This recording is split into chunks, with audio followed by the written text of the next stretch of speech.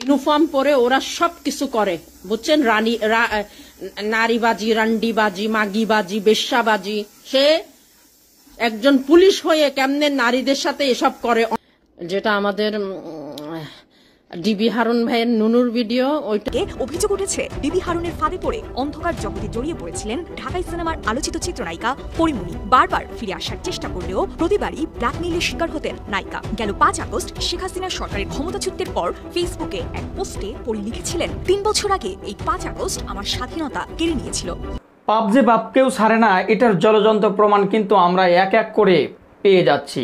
DB প্রধান হারুন আর রশিদ, খুব ভালো করেই আমরা তাকে চিনি, তাই না? একসময় এতটাই ক্ষমতাবান ছিল, যখন তখন যাকে তাকে উঠিয়ে নিয়ে যেত এবং ডিবি কার্যালয়ে আটকে রাখত এবং গুম করে ফেলতো।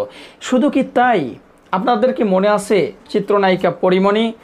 তাকে কিন্তু গ্রেপ্তার করেছিল বা নিয়ে গিয়েছিল ডিবি কার্যালয়ে। অবশেষে চিত্রনায়িকা পরিমণির সাথে ডিবি প্রধান হারুন আর রশিদ, এখন আর নাই, তবে সাবেক, সে কি ঘটনা ঘটিয়েছিল চিত্রনায়িকা পরিমণির সাথে সেটা কি আপনারা জানেন? অন্ধকার জগতে পরিমণিকে নিয়ে এসেছে ডিবি হারুন, সেটা আমি বলছি না, সেটা নিজেই সকলকে জাতির উদ্দেশ্যে বলে দিয়েছে, সাংবাদিকদের বলে দিয়েছে চিত্রনায়িকা পরিমণি নিজেই, যে তার যে অন্ধকার জগতে ঢোকা, এর মূল কারণটাই হলো ডিবি হারুন। প্রিয় দর্শক, বিস্তারিত জানতে চলেছেন আজকের এই ভিডিওতে, তাই একটু ধৈর্য তো আপনাদেরকে ধরতেই হবে। চিত্রনায়িকা পরিমণির সাথে আসলে ডিবি হারুনের কী সম্পর্ক ছিল, কি হয়েছে তাদের সাথে? প্রিয় দর্শক, বিস্তারিত জানতে চলেছেন আজকের ভিডিও। তো হ্যাঁ, সবাইকে বলবো ভিডিওটি প্রচুর পরিমাণে শেয়ার করে দিন, আর আমাদের এই চ্যানেলে নতুন হলে সাবস্ক্রাইব করুন। চলুন একটা লাইক দিয়ে আমরা সরাসরি সেই ভিডিও ফুটেজ দেখে আসি। সম্প্রতি আলোচিত ইস্যুর মধ্যে অন্যতম ডিবির সাবেক অতিরিক্ত কমিশনার হারুন আর রশিদ। বিভিন্ন সময়ে অনেককে জিজ্ঞাসাবাদের নামে ডিবি অফিসে নিয়ে খাবার খাইয়ে ছবি তুলে আলোচনায় আসেন তিনি। সেখান থেকেই ব্যঙ্গাত্মকভাবে হারুনের ভাতের হোটেল নামটি এসেছে, যার প্রেক্ষিতে অভিনেতা জাদু আজাদ হারুনের ভাতের হোটেল নামে একটি সিনেমা পরিচালক সমিতিতে নিবন্ধন করেছেন।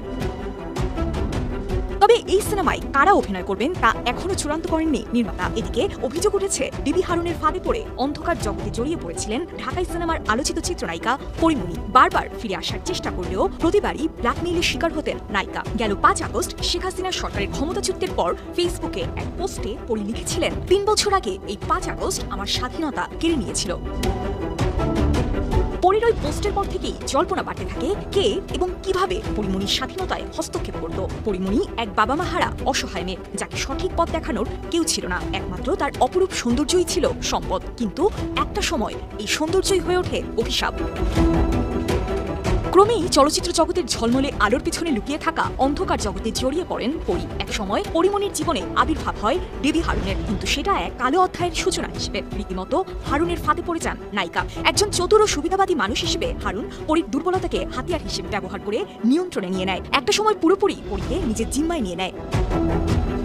পরিমণি হয়ে ওঠে ডিবি হারুনের গোপন অস্ত্র, যার মাধ্যমে ডিবি হারুন তার শত্রুদের বিরুদ্ধে নানা অপকর্ম চালায়। ডিবির সাবেক এডিসি গোলাম সাকলাইনের সাথে জড়িত কলঙ্কজনক ঘটনা এবং পরবর্তীতে বাধ্যতামূলক চাকরি চুক্তি এর একটি মোক্ষম উদাহরণ, যেখানে পরিমণিকে হারুন নিজস্ব স্বার্থ হাসিলে ব্যবহার করে বলে মত নেটিজেনদের।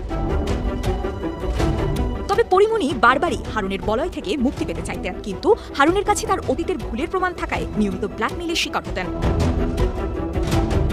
খোঁজ নিয়ে জানা যায় হারুনের আরেক শত্রুর সাথে জড়িত থাকার ঘটনায় আটক হয়েছিলেন পরি। এরপর হারুন তাকে জেল থেকে ছাড়িয়ে এনে নিজের স্বার্থে ব্যবহার করেন। এই ঘটনার পর পরিমণি অন্ধকার জগতের আরো গভীরে নিমজ্জিত হন। ধীরে ধীরে হারুনের নিয়ন্ত্রণ থেকে বেরিয়ে আসার সব আশা হারিয়ে ফেলেন অভিনেত্রী।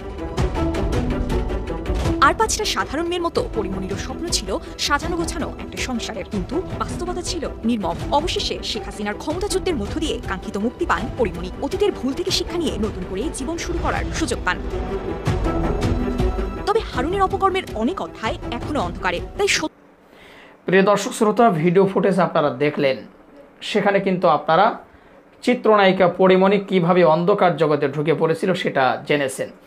আমরা সকলেই জানি এই ডিবি হারুন শুধু যে চিত্রনায়িকা পরিমণিকে যখন ধরে নিয়ে গিয়েছিল, কয়েকদিনের মধ্যেই কিন্তু চিত্রনায়িকা পরিমণি জামিন পেয়ে যান।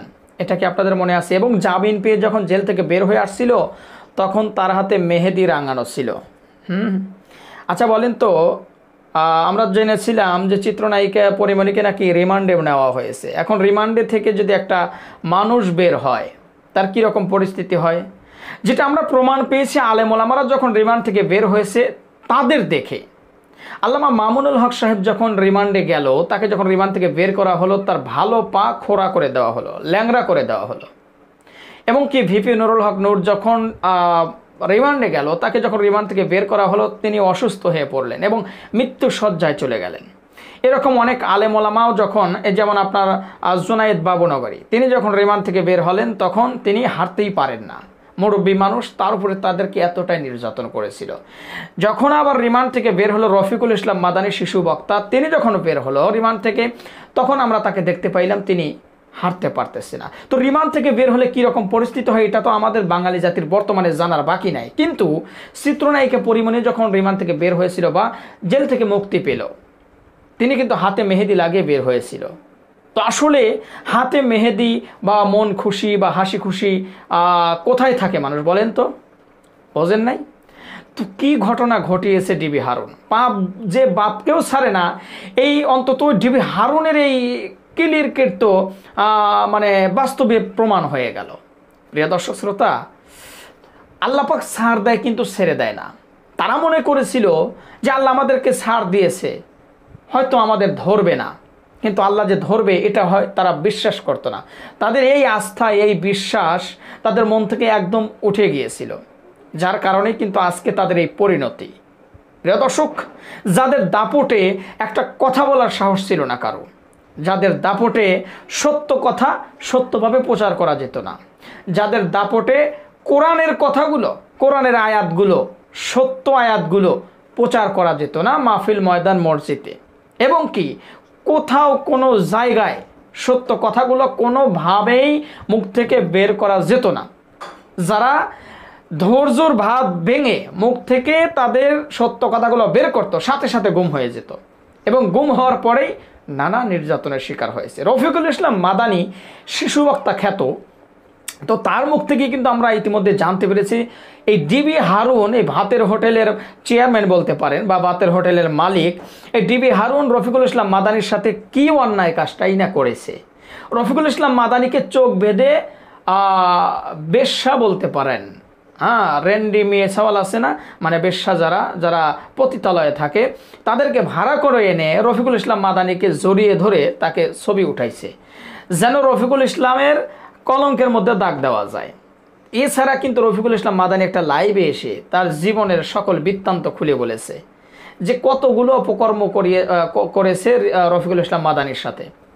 তো শুধু তাই নয়, রফিকুল ইসলাম মাদানী সহ মুফতি আমির হামজাও কিন্তু এই ডিবি প্রধান হারুন আর রশিদ সাহেবকে নিয়ে কিন্তু নানান কথা বলেছে। প্রিয় দর্শক, মানুষ, আমরা ছোটবেলায় সিনেমা দেখতাম, যেখানে দেখতে পাইতাম যে সিনেমার মধ্যে পুলিশের বড় বড় ওসি, এসআই বা অফিসার পদে যারা থাকে, তারা কি করছে, এই অপকর্মগুলো করে বেড়াচ্ছে। এটা আমরা সিনেমার মধ্যে দেখতাম। এবং আপনারা লক্ষ্য করবেন প্রত্যেকটি সিনেমার প্রথমে কিন্তু লেখা থাকে এই সিনেমার সকল দৃশ্য বা ঘটনা সব কিছু কাল্পনিক, এর সাথে কারোর ব্যক্তিগত মিলে গেলে কর্তৃপক্ষ দায়ী নয়। মানে কি জানেন, কারণ সিনেমার যারা পরিচালক আছে তারা তো জানে যে তোরা কোন ঘটনা ঘটে বেড়াইতেছিস, এইগুলোই তো আমরা তুলে ধরছি। তো আসলে ওইগুলো তুলে ধরার পরে যদি ওই উপরে ওই কথাটা না লিখে দেয় তাহলে তো তারা ওরা আটক হয়ে যাবে। তো সিনেমার মধ্যে আমরা এরকম দেখছি যে একজন পুলিশের প্রধান, তার কাছে মেয়ে মানুষ যদি কেস লেখাতে আসে, সাথে সাথে সেই মেয়ে মানুষকে বাজে অফার দেয়, বা যদি স্বামীকে যদি ধরে নেওয়া হয় পুলিশ, এবং স্ত্রী যদি স্বামীকে বের করতে যায় তাহলে তাকে কুপ্রস্তাব দেওয়া হয়, বাজে অফার দেওয়া হয়। এগুলো আমরা সিনেমার মধ্যে দেখতাম, কিন্তু বাস্তবেই এগুলো ঘটবে এটা আমরা কি কোনোদিন আশা করেছি? হ্যাঁ, আশা করেছি, এগুলো জানছে, কিন্তু বলার মতো কারো ক্ষমতা ছিল না, বলার মতো কোনো পাওয়ার ছিল না। কারণ বলতে গেলেই ভাই গলা টিপে ধরছে, বোঝেন নাই? যাই হোক প্রিয় দর্শক শ্রোতা, আল্লাহর মাঝ দুনিয়ার বাইরে, এভাবেই হয়তো ধীরে ধীরে সকল প্রকার অপকর্ম যারা করেছে একটু একটু করে সব বের হয়ে আসবে ভাই, একটু লোক মানে থাকবে না। পাপ যে বাপকেও ছাড়ে না, এটা আমি কয়েকবার বললাম এই কারণে যে তারা যেই সমস্ত পাপ করেছে এক এক করে সব কিছু বের হয়ে আসছে। বাপকেও ছাড় দেয় না ভাই পাপ, তাই পাপ করার আগে সাবধান।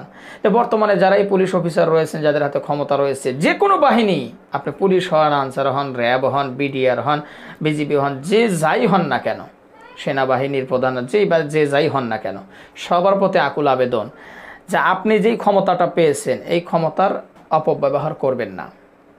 জনগণ হয়তো আপনার অপব্যবহার দেখতে পারবে না, আল্লাহ পাক দেখবে। মুসলমান হলে অবশ্যই আল্লাহকে বিশ্বাস করি আমরা, আপনারাও বিশ্বাস করেন, তাই অবশ্যই একটু সাবধানে কাজ করবেন যে আল্লাহ তাআলা সব কিছু দেখছে। যদি আপনি হিন্দু হয়ে থাকেন, আপনারা আল্লাহকে ভগবান বলেন না, তো ভগবান যে আপনাদের শাস্তি দিতে পারে এটা তো বিশ্বাস করেন, তো অবশ্যই এটা খেয়াল রাখবেন যে আপনাদের ভগবান দেখছে। অন্যান্য ধর্ম অবলম্বীদের যারা বর্তমানে ক্ষমতা রয়েছে, তারা ক্ষমতার অপব্যবহার করবেন। আপনাদের একটা রব আছে না, খোদা আছে না, যারা বিশ্বাস করেন আপনারা, একটু তাকে স্মরণ করবেন, দেখবেন যে এই সমস্ত অপকর্ম করতে পারবেন না।